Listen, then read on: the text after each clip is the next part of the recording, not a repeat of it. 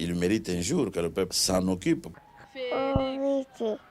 Papa Lobaki, le peuple d'abord. Félix, Papa Lobaki, le peuple d'abord. Papa Lobaki, le peuple d'abord.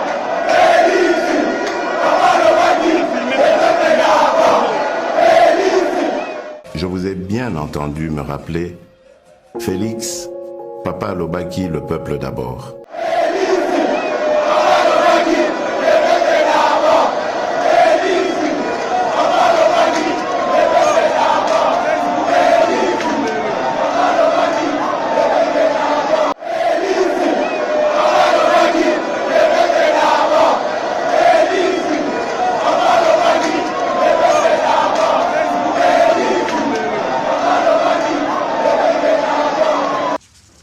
Chers frères, je fais appel à votre sagesse. Unissons-nous, car vous êtes capables de sauver ce pays. Oublions tout ce qui nous a divisés jusqu'ici. Le grand changement que nous attendons, le changement que vous souhaitez, ne sera possible que si chacun de nous tous, Congolaises et Congolais, adopte la même attitude responsable face aux problèmes et défis qui sont les siens, qui sont les nôtres.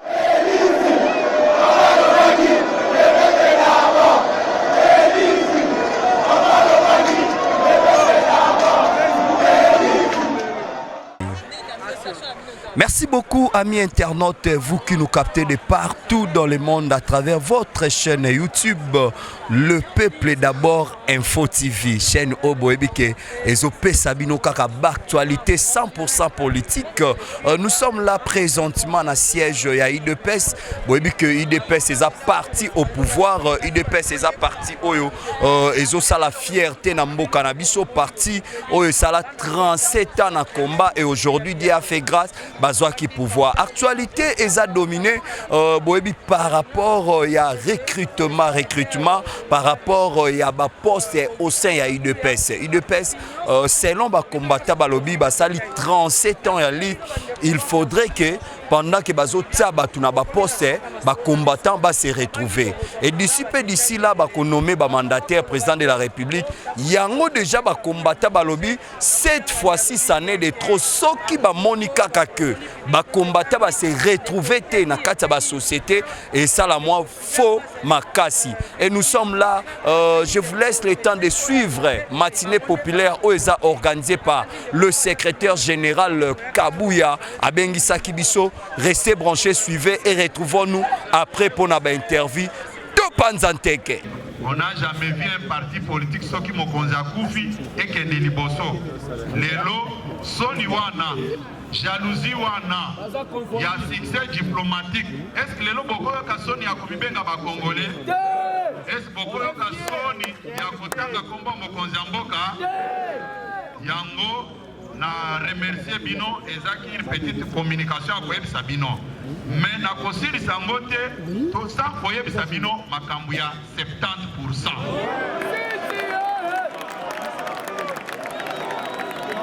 IDPS viva nalobi boye namoni bandeko na biso baministre bamosusu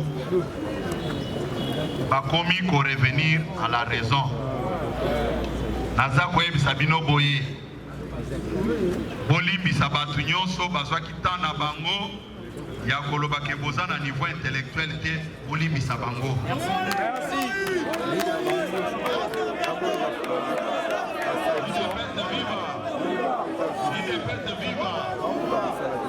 Nalobi boye pour votre information.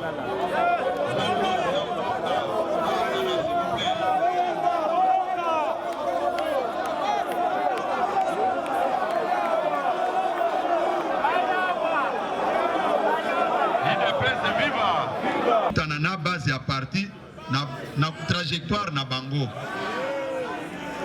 eloko mosusu nalingi ko préciser yango na bapanzisa yango IDPS viva nalingi koyebisa bapanzisa yango boye toyoki ba émission ebele bo organiser na ba organe de presse na bino.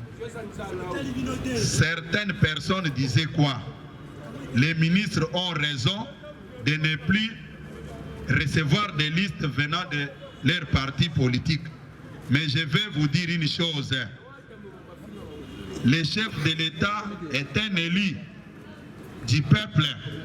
Mais pour composer son cabinet, il s'était référé à son parti politique, IDPS, sa famille politique.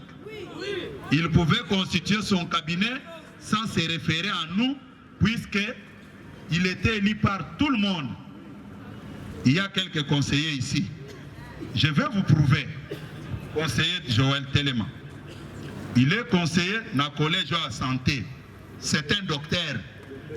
Dire que non, à l'IDPS, il n'y a pas une crème intellectuelle, c'est une insulte. Il est là. Conseiller Ange Téléma. Il a mis parti dans la négociation ébélée. Aux niveau d'études. Diplômé supérieur à l'administration des affaires de l'Université de Liège. Université de Liège.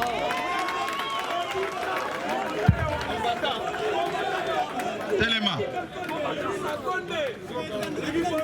Conseiller à chef de l'État. Oui, combattant Raoul Ngala Moussaka, licencié en sciences économiques de l'Université de Kinshasa. Oh non, Kabouya cherche à nous envoyer les gens sans niveau. Est-ce que... Non, tout ça qu'on fait ça. Téléma, papa. Conseiller du chef d'État au collège Pétentique. Okay. J'ai 3 licences. Il y a une licence en statistique, j'ai une licence en mathématiques et j'ai une licence en industriel et développement. Merci.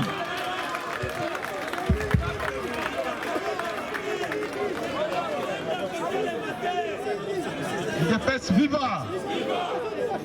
Ngai combattant Jean de Dieu Minengu, je crois que Bana Chango Nyonso ba ebingai nazaliaki candidat ya IDPS en 2011. Je suis professeur à l'université de Kinshasa. Je suis docteur en sciences agronomiques, ingénierie biologique et environnementale. Donc IDPS ezali place au batu ya mayele bavandi na kati ya République démocratique du Congo. IDPS viva!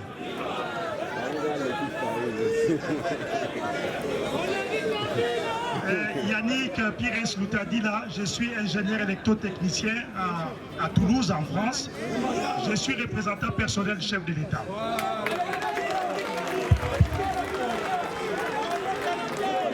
IDPS viva! Je suis Kilo Lamakwala Baudric, conseiller du chef de l'État en matière de commerce international. Je suis doctorant à l'Université libre de Belgique. IDPS viva! IDPS viva!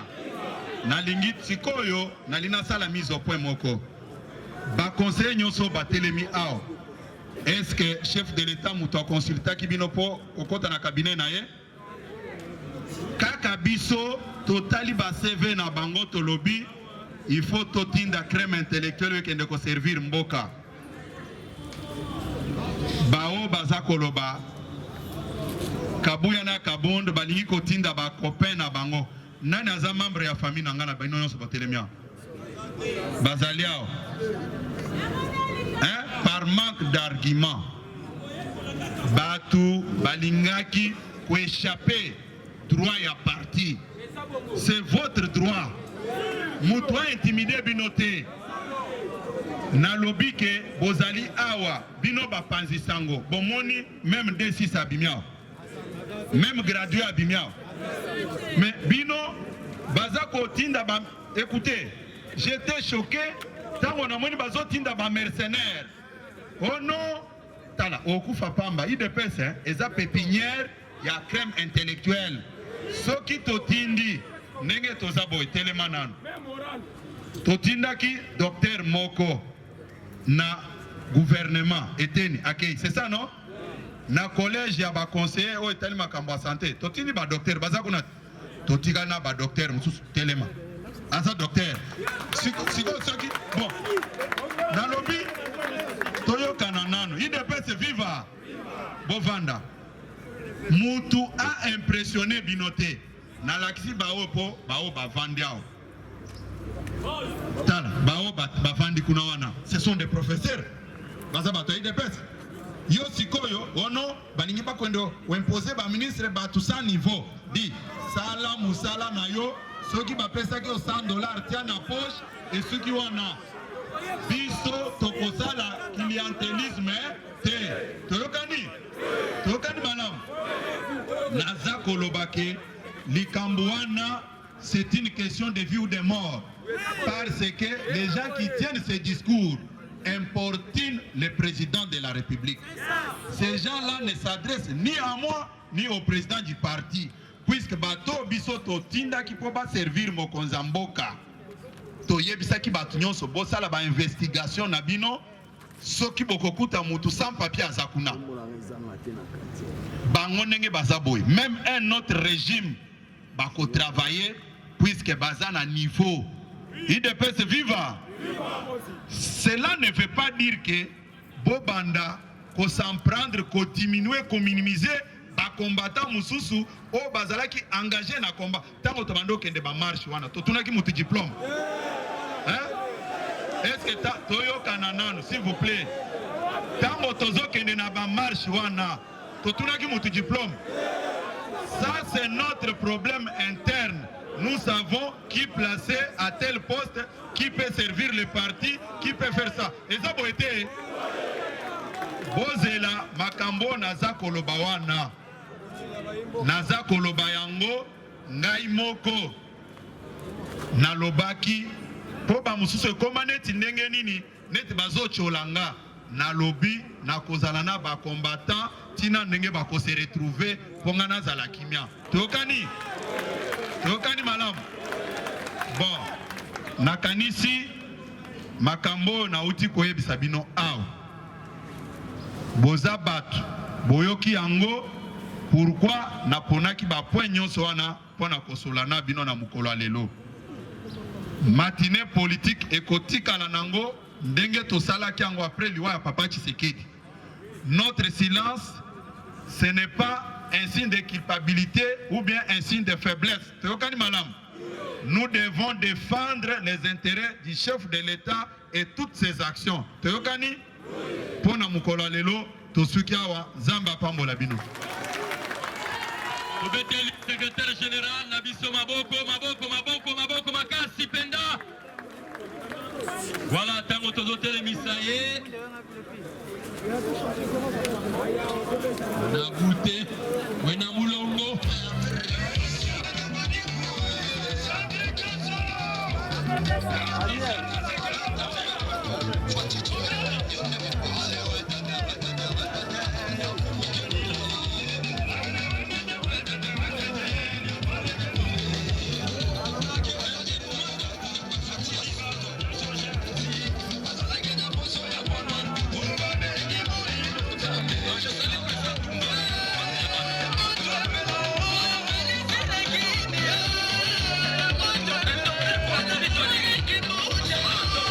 Merci beaucoup, amis internautes. Je crois que nous sommes arrivés à la fin de la matinée politique Ozalaki organisée par secrétaire général Kabouya Augustin.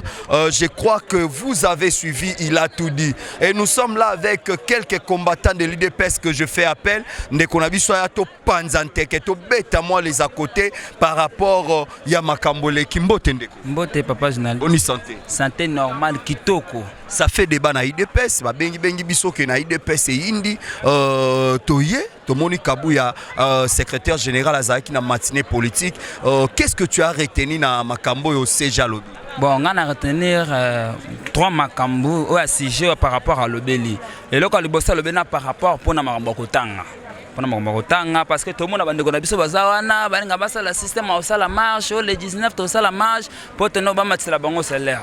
Mais na moniteur par rapport à ça des secrétaire Kabouya nda auto le belango tenor bazo ranger déjà ma réunion surtout les anango kitoko ma marche wana to kolingango te po ba ko le marche sans des biso eza bango te bango ba ma marche wana te soki bango ba mina nzela po basa la marche ba mona biso ba nani basa la marche comment bang ba ta catholique ngana ko banga ba ta catholique te Bamatia salaire par rapport à quoi? Na lobby par rapport parce que omoni bango bata catholique wana na na telesa bango non.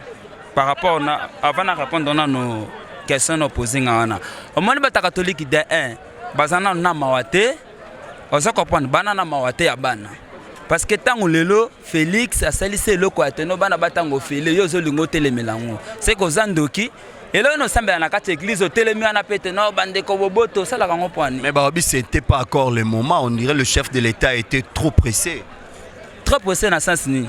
Na sens on a budget. Ah papa. Bare mambudi obosani. Papa na lobby ah kaka na budget wana o bango batika ki wana yango na nde chef de l'État osala na yango. Eza mukete 4 wana eza mukete batika ki wana. Eza ne par rapport à maele. Ce que vous avez été au travail, bien té. Mais ce que vous avez au travail, na budget wana. Au travail, kitoko. Le quoi bango na pendant 18 ans na bango wana bandoko kate na ba 4 budget wana. Yango ce que biso na année na biso to kokiango yango nde to saleli to proposer pour bana batango feli. Merci beaucoup tozoko ba interview to mo bande comme Subazawa toyo kapé point de vue mbote ndeko. Oui, mbote mi. Kombo nani?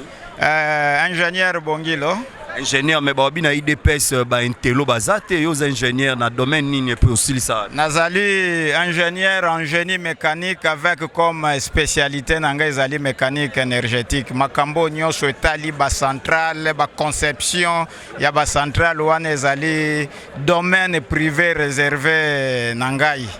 Ça fait débat aujourd'hui na IDPS à faire ya scolarisation ya bana classe et aussi à faire ya emploi, c'est-à-dire ba combattre bazo réclamer que na ba société ba on peut ba kota na présence ba on peut ba kota on dirait baza minorité. Et CG à cela qui appelle à Watoye, qu'est-ce que tu as retenu le message clé par CG? Bon, eloko ezali premièrement ya motuya. Oyo ezake biso tokoki kobeta 7 na minute oyo kotelemela batu ya front commun pour la solidarité, c'est-à-dire ba gestionnaire ya ba école bato ba gérant ba école ezake basale lango mombongo basnini batonga ba makambo bele nazana likambo moko ko yebisa bango so na pes exemple moko très capital soko ezake to komi na 2023 to yebisi batu ke mbongo ezate to ko bandananu na ba élection municipale mbula moko eleki to komi na ba élection locale mbula eleki to komi na province mbule bakisa mito commune nationale nazasir batu bakotelemela bakolobake il faut respecter dispositions constitutionnelles, c'est-à-dire tozana eloko akokakolate l'article 43 de la constitution est clair. Na loi cadre et enseignement,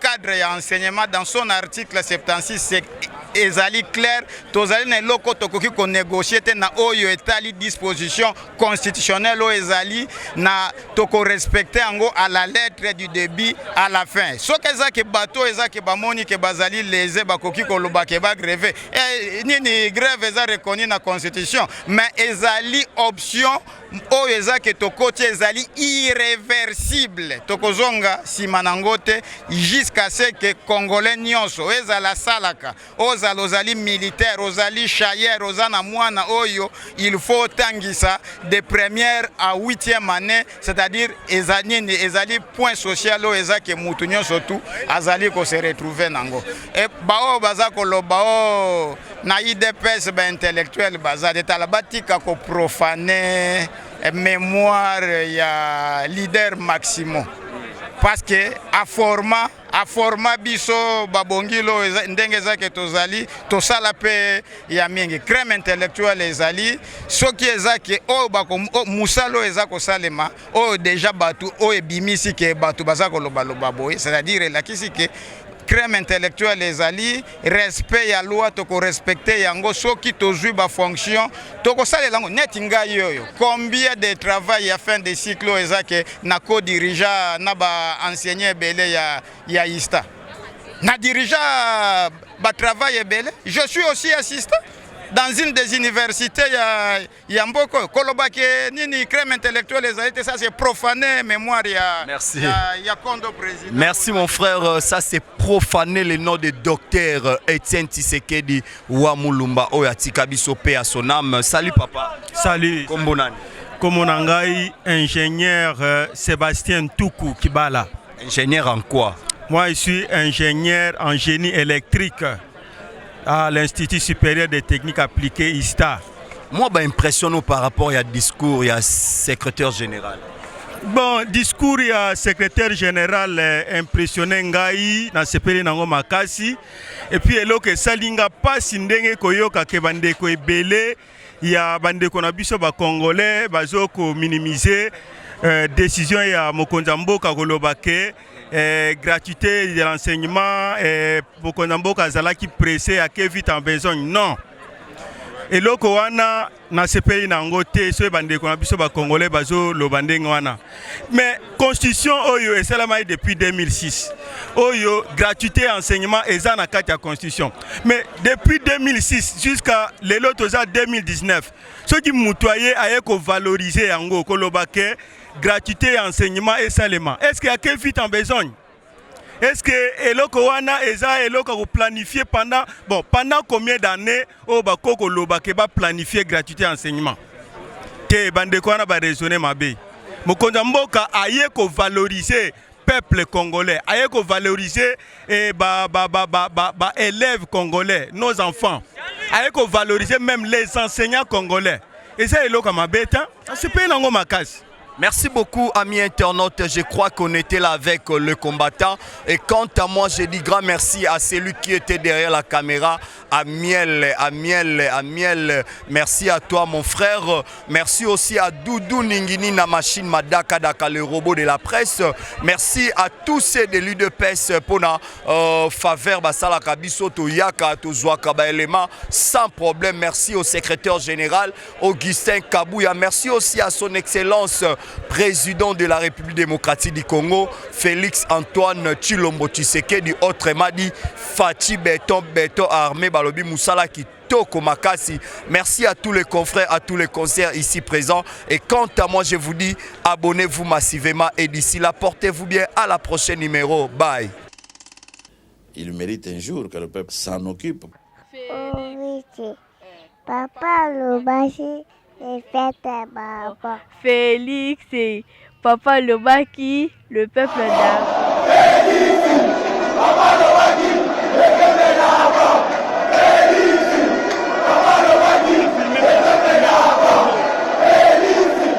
Je vous ai bien entendu me rappeler Félix, Papa Lobaki, le peuple d'abord.